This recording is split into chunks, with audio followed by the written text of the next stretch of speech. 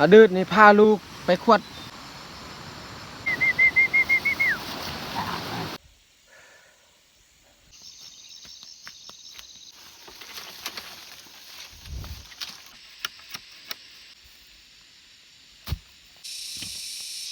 หอนแห้งพี่น้องเอ้ยพาแบบนี้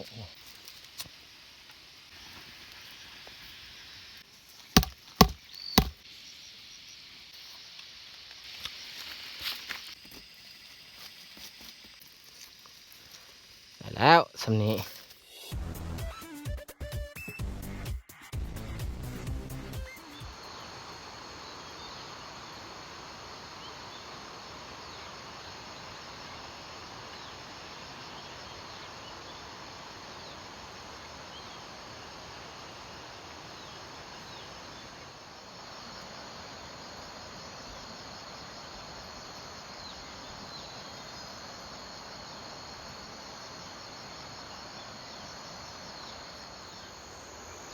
เอาทักทายสบายดีพ่อแม่พี่น้องเบิร์ดสู่คู่สู่คนสำหรับวันนี้ขอยกับผ้าน้องแยกเขาไปปลาคือตอนนี้พวกเขากับยืนอยู่ระหว่างกลางทางสิพาน้องแยกออกไปตัดไม้พุ่งเพื่อเขาจะเฮ็ดแห้วเพราะว่ามือวานมือซื่นเขากับทางหญ้าไปแล้วมื้อนี้ไปตัดไม้พุ่งเพื่อเขาจะมาเฮ็ดแต่สิเว้าไปตอนนี้กับทุกคนอาจจะบ่เข้าใจมีแต่ทุกคนได้ตามเบิ่งนํกันว่าเขาสิเฮ็ดแบบใดเส้นทางอันนี้ก็ค่อนข้างหกแล้วฮอดช่วงหน้าฝนนี่ทางหกไว้ขนาด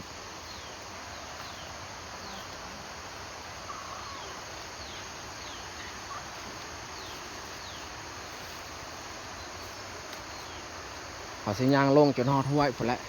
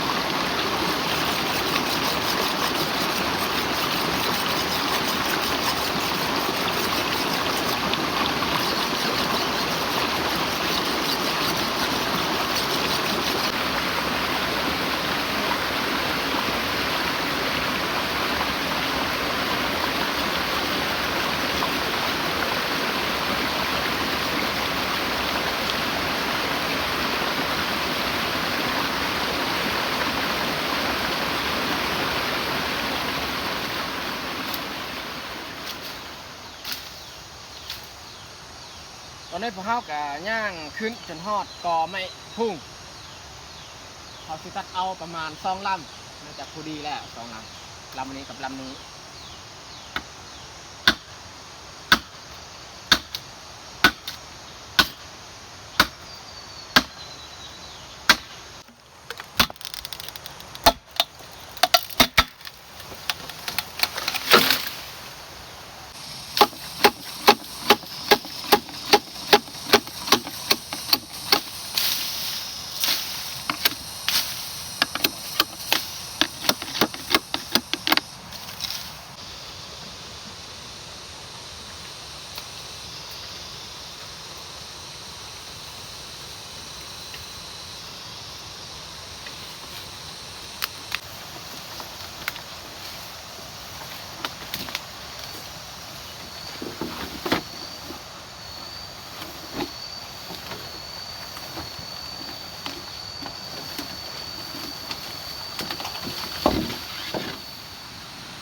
พุ่งที่เขาตัดนี่แมนเขาจะมาผ่าอยู่นี่แหละ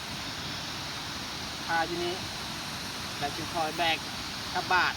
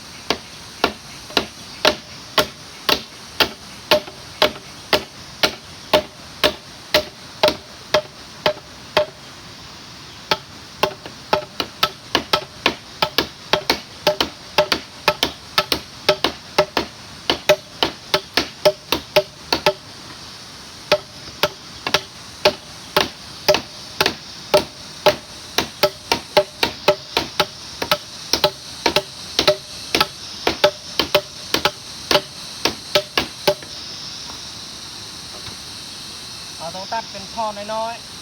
ๆท่อนสั้นๆ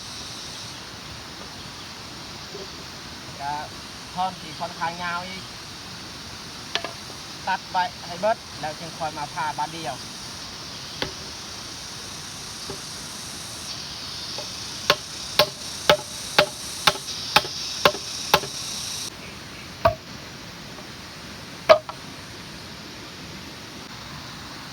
กระบังที่เราตัดเป็นท่อนตอนสั้นก็ได้6 บังเขาลองทาเบิ้งว่ามันจะพอหรือบอ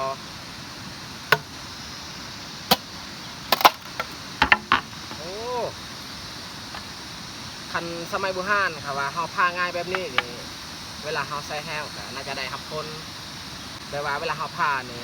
เนื้อไม้นี่มันบ่ติดอันนี้เนี่ยพาง่ายแต่เขาให้มันมานซะ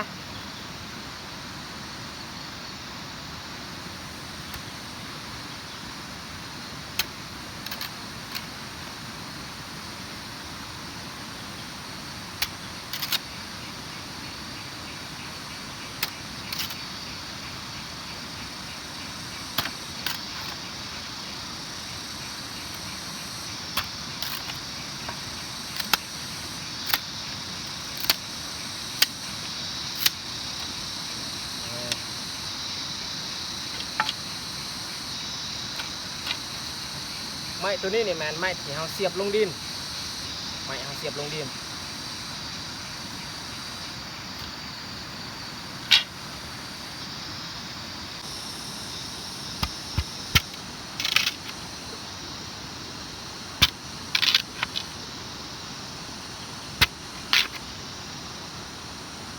โอ้กระเทินได้ตัวนี้อันนี้ขันที่ใส่ซองนี่มันน้อยอีกผ่าออกเลย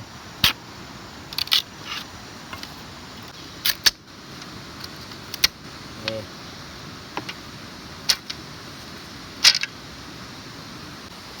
ย่างยังมีทาง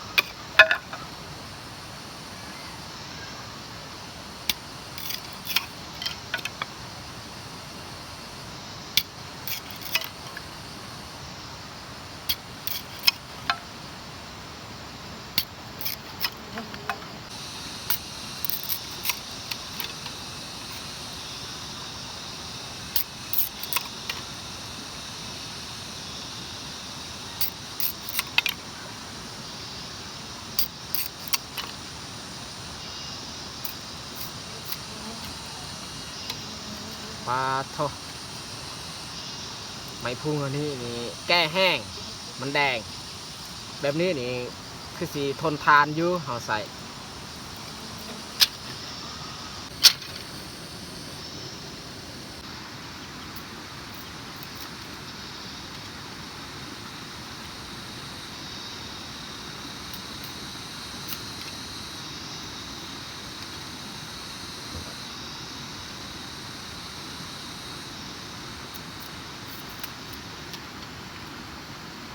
โอ้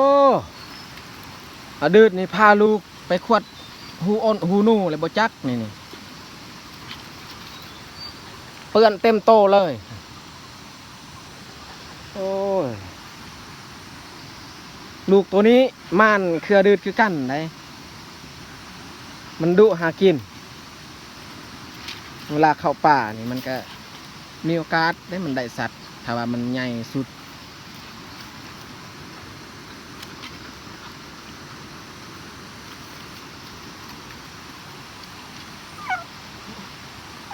ตัวนี้นี่บ่ปานใดตัวนี้นี่เพราะว่ามันพิการตาแล้วตาบอดครั้งหนึ่งเดิด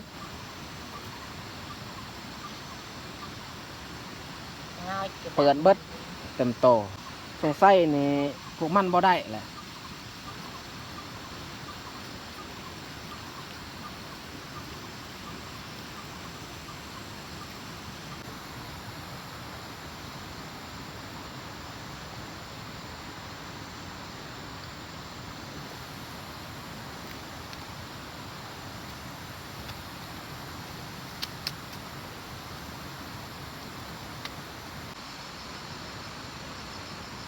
อันนี้แหละแฮวที่เราจะเอามาเห็ดเขามัดไว้แบบนี้เขาสิแบกเอามือบอลในบนนึงอีกเขาจะเห็ดต่อเพราะว่าอยู่นี่นี่มีแมงที่มันต้อมใส่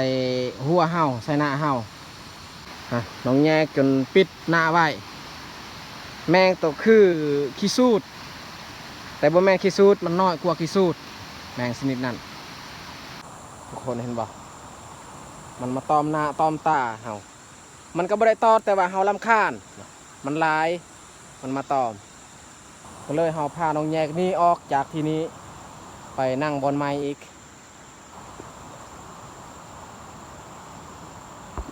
เขาผ้ามา3 โตอาบน้ำแล้วบางกี้นี่เต็มขี้ดินติดใส่โคนมันเอาล่างออกเบิดเลยดำ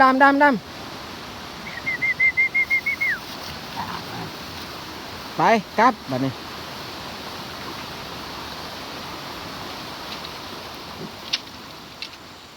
ตอนนี้พวกเขากลับมาพักอยู่กลางไฮกลางไฮปีกายของข้าเจ้าอันนี้จะแมนเทียงไฮเทียงไฮปีกายมาพักอยู่นี้แดดนี่บ่แห้งปันได้แต่ว่ามันเพราะว่ามือเศร้าอันนี้กับฝนตกเมื่อมีแดดส่องมานี่เอาแห้งพักที่นี้ก่อนแล้วจึงคอยย่างต่ออีก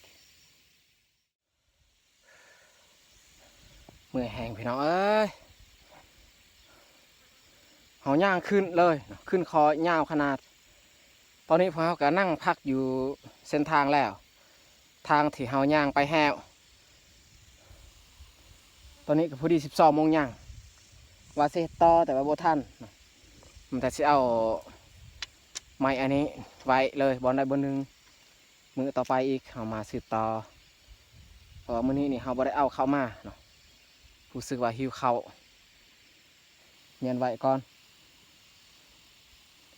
จากนี้ไปฮอดอันแห้วที่เฮาทางไว้ก็ยังไกลอยู่แต่ว่าก็อันนี้แมนเส้นทางที่เฮายังไปแห้ววันได้เฮาเข้าไปเฮ็ดเฮาก็เอาตัวนี้ไปเลยแล้วก็เอาคันแห้วไปพร้อมเนาะ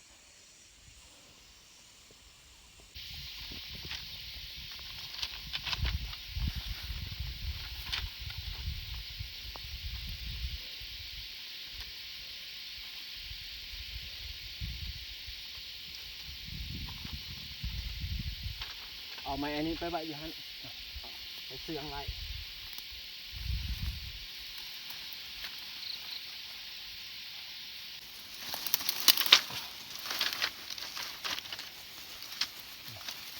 ไปอยู่นี่แหละ แต่พอเฮาพากันกลับบ้านไปกินข้าวอยู่บ้าน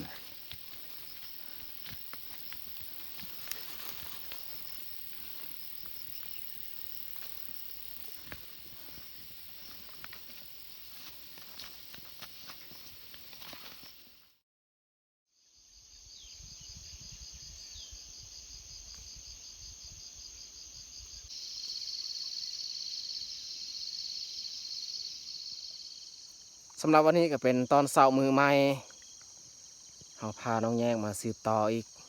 แหกของเฮามื้อนี้นี่แมนเฮาสิเอาคันแฮวที่เฮาตัดไว้มื้อก่อนนั้นแล้วก็สิเอาถึงไม้ไผ่ที่เฮาตัดไว้คือกันเนาะเอาไปอยู่แฮวที่เฮาได้ทางไว้แล้ว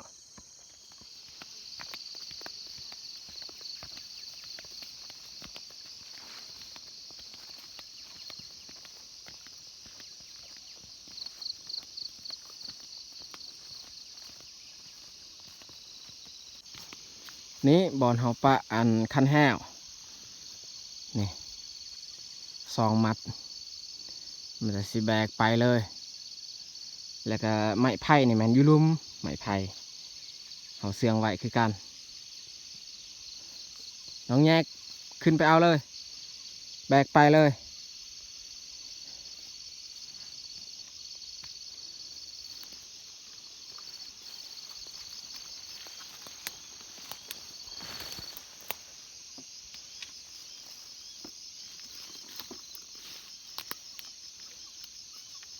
ยังบ่ทันแห้งง่ายเลย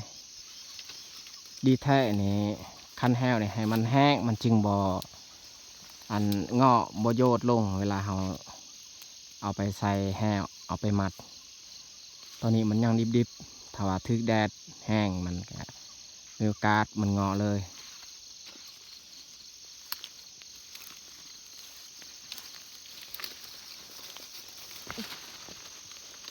ของเราเลื่อยอีกมัดหนึ่ง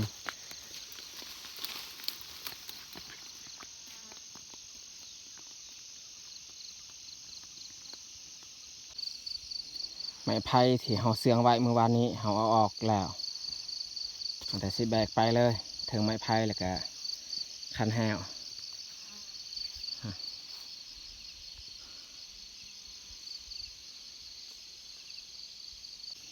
เพิ่มอีกน้ำหนักนี่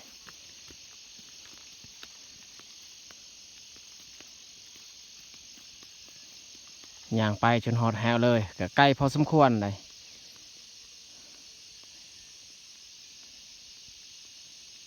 คอยไปคอยย่างนี่เด้อระวังมันมืนยามเศร้าๆนี่ทางมืน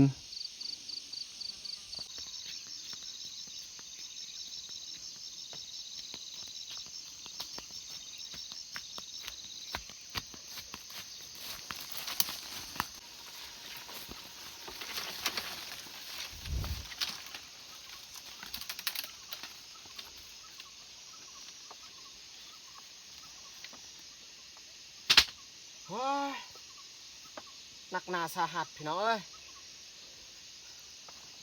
พักอยินนี่ก่อนอันนี้แมนฮอดจุดแล้วที่เขาเข้าป่าขึ้นเทิง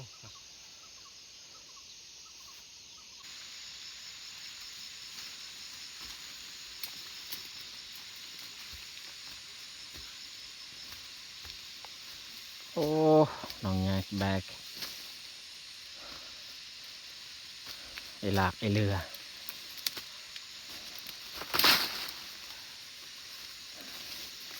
เอาเห็ดไปเนี่ยบ่ได้หับพ้นกับเมื่อยละ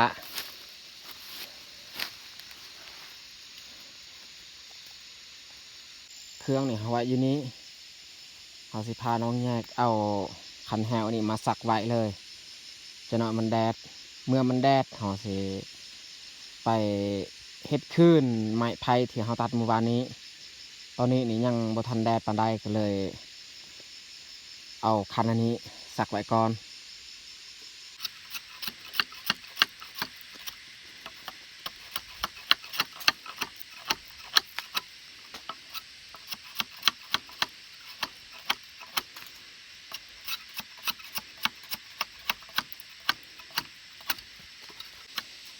อยบอกให้น้องแยกเป็นผู้แล่มคันแห้วคอยนี่เสียบลงดินน้องแยกนี่เสียบลงดินบ่ได้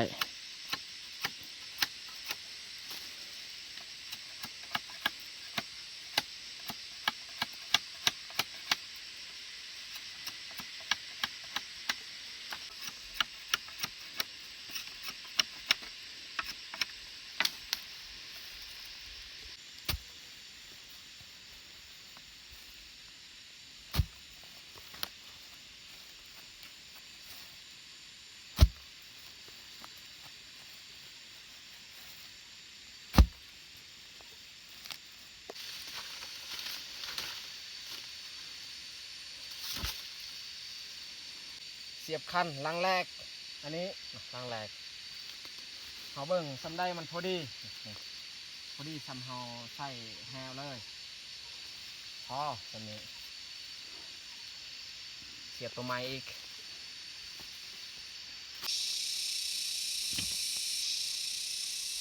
เขาซักคันขึ้นเรื่อยๆเลยตอนนี้ก็น่าจะได้อยู่ระหว่างกลางแล้วยังอีกครึ่งหนึ่ง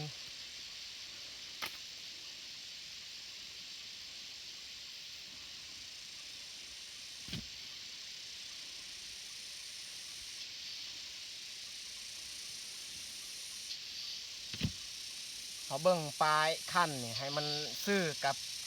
บอลที่เขาจะว่างแฮะใส่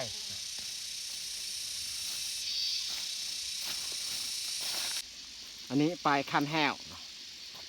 บอลนี้แหละบอลเขาจะวางแฮวปลายตัวนี้ให้มันซื่อกับบอลแฮวเลย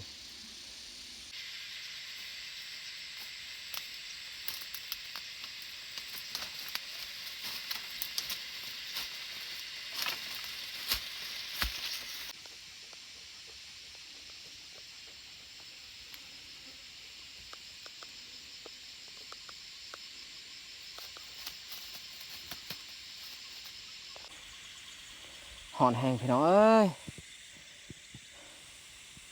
ผู้ดีคอยซักอันนั้นคันแฮวแล้วนี่ก็ฮอด10 โมงแต่ว่าแดดแห้งเอาแห้งโอ้มันแต่สิกลับไปอีกกลับไปเฮ็ดอันไม้ไผ่ที่เฮาได้พาไว้เมื่อวานนี้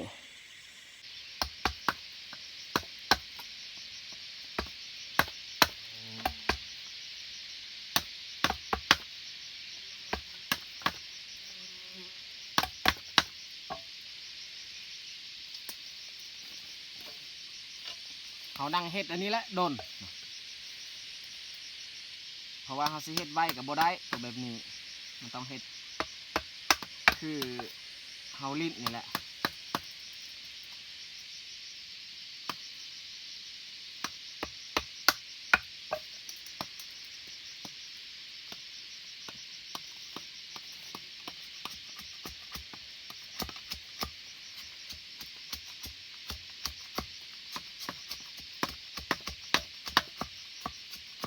ตอนนี้ก็น่าจะได้11 โมงแล้ว10 โมงบางทีเขาก็ซักคันแฮวแล้วเลยมานั่งเฮ็ดตัวนี้อีกเมื่อเฮ็ดแล้วจึงคอยเอาขึ้นไปเสียบใส่เลยบอลที่เขาจะวางใส่แฮวแต่ว่าใส่แฮวก็ยังบ่ทันเอามา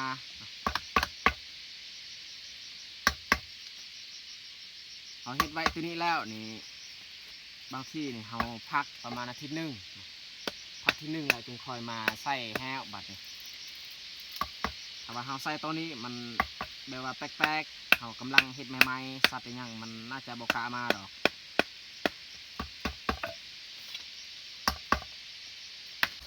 วิธีเฮ็ดไม้อันนี้นี่เราต้องเฮ็ดแบบนี้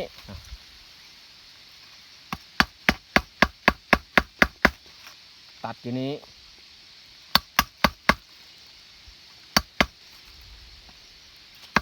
นี่ตัดแบบนี้แล้วก็มาแทกเบิงตัดครั้งนี้อีก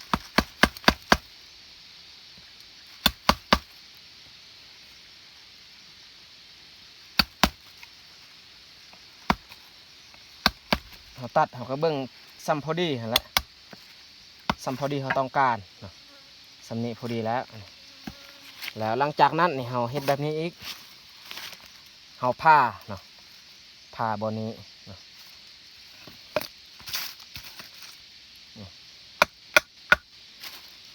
ผ่าแบบนี้แล้วก็งัดออกอันนี้นี่เพื่อเฮานี่ไม้คือกันเนาะผ่าสองข้างนี่แหละ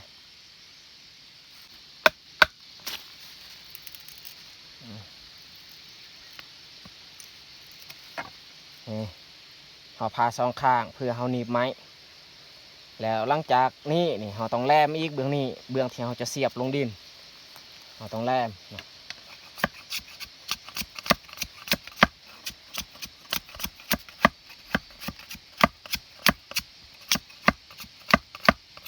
เฮาแลมกับแลมธรรมดานี่แหละเพราะว่าช่วงนี้นี่ดินอ่อนบ่แม่นเฮาสิแลมแบบมันคมมาเรียล่อกับบ่แม่น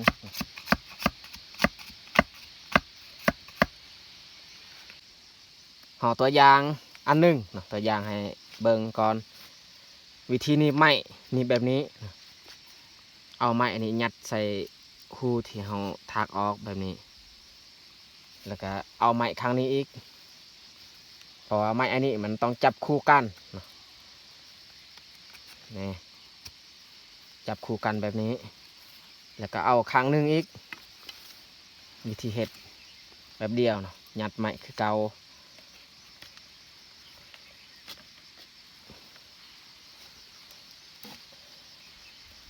อันนี้ก็ยัดใส่หูคือกันแบบนี้แหละเฮาเฮ็ดนี่สายแห้วเนี่ยแมนเฮายัดเครื่องกลางอันนี้เนาะสายแห้วแล้วไม้สองข้างข้างนี้กับข้างนี้เนี่ยแมนเฮาเสียบลงดินถือว่า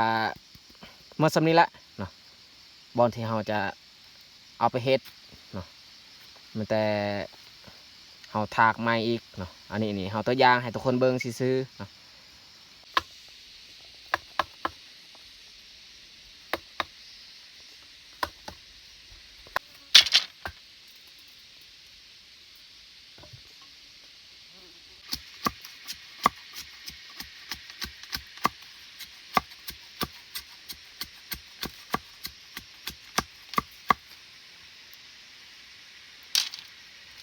สำเร็จเอาเฮ็ดตัวนี้ผู้ดี12 โมงเลยซอกฟืนมาดังไฟนั่งกินข้าวเที่ยงก่อนแล้วจึงคอยออกมาเฮ็ดภาพแรงอีก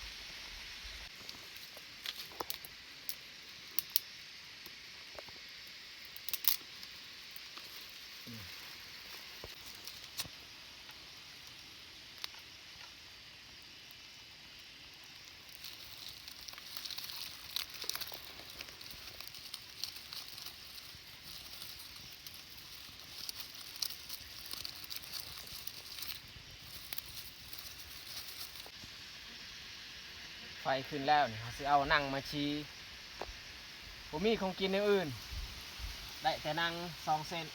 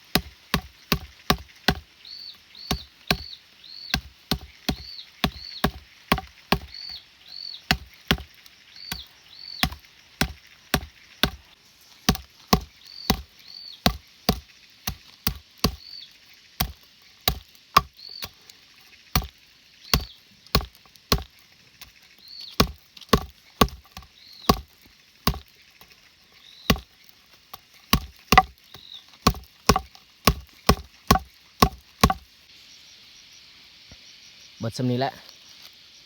ของกินตอนเที่ยงวันนี้นาง2 เส้นแจวมาเผ็ดแล้วก็ข้าวเหนียวสดๆบ่ได้ปนมัน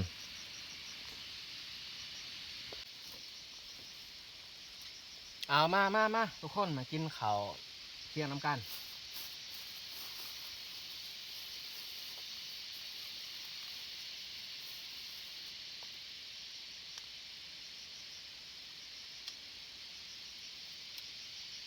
ยามเฮ็ดเวียกเฮ็ดงานแบบนี้แหละบ่คือช่วงเอาเฮากินเฮาได้กินอาหารดีๆยามเฮ็ดเวียกบ่มีแนวสิกินแบบนี้ได้อิหยังอยู่บ้านเฮาก็มากินอยู่นี่คือกันแบบนั้น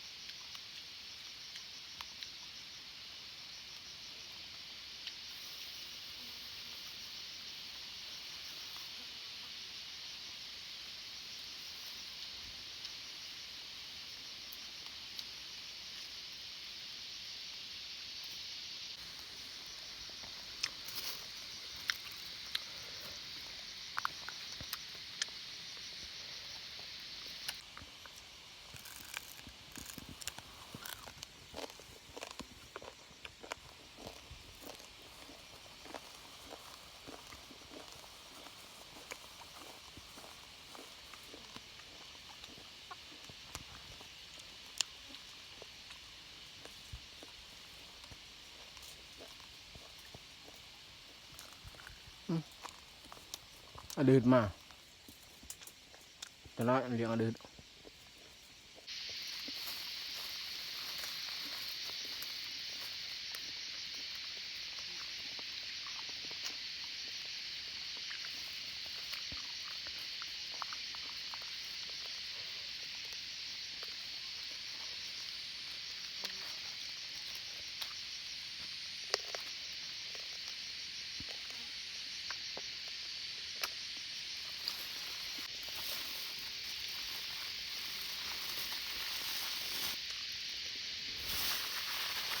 เขาเลี้ยงหาดืดเอา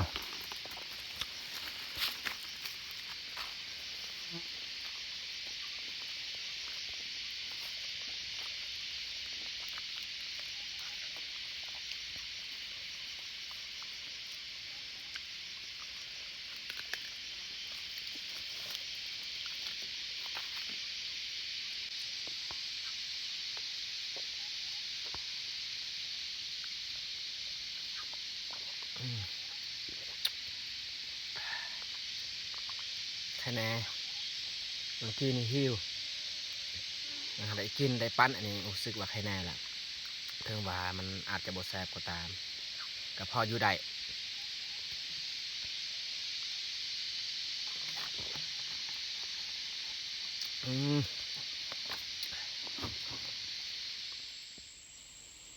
เขานั่งพักหลังจากกินข้าวก็ได้10 ปลายนาทีรู้สึกว่าหิวนอนมันแต่สิพาน้องแยกออกไปเฮ็ดเวียกเลยซะคันสิอยู่ดนก็หิวนอนเฮ็ดลังทมิดก่อนเอาไม้อันนี้มาเสียบ2 ข้าง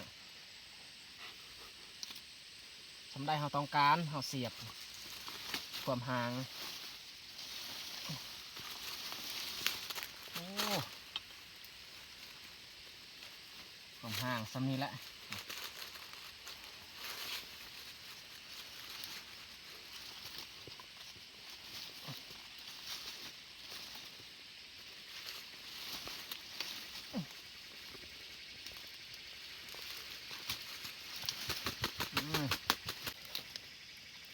เอาไม้อันนี้สอดไซแบบนี้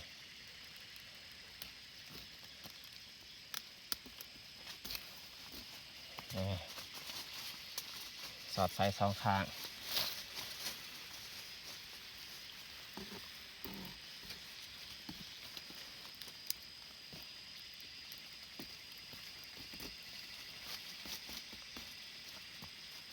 วิธีเห็ดแห่แบบนี้ก็แล้วแหละเสียบใบแบบนี้แล้วหลังจากนั้นนี่เราต้องเอาไม้อีกมาสอดใส่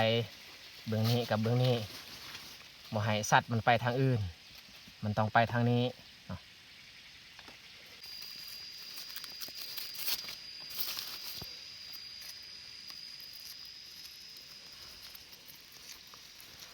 ได้แล้วสำนี้ ปองที่เขาจงไว้นี่ใส่แห้วอยู่นี้เขาห่างไว้เวลาสัตว์มันจะเข้าไปทางนี้มันก็มีโอกาสถึกนะแต่ว่าตอนนี้สายแห้วยังบ่ทันเอามาเมื่อแต่เขาเฮ็ดไว้แบบนี้แหละ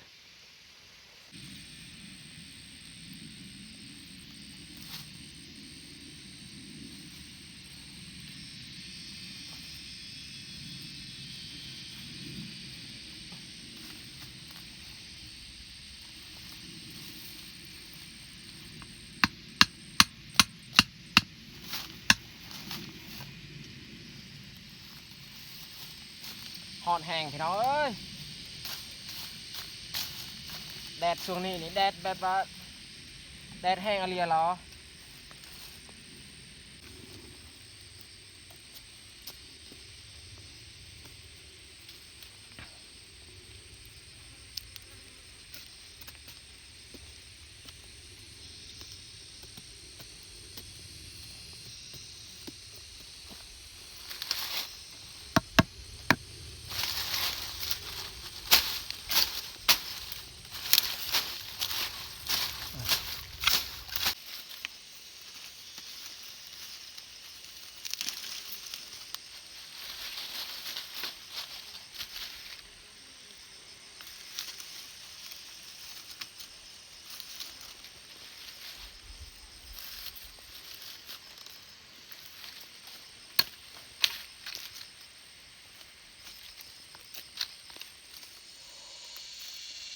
หน้าแดงแห้งพี่น้องเอ้ย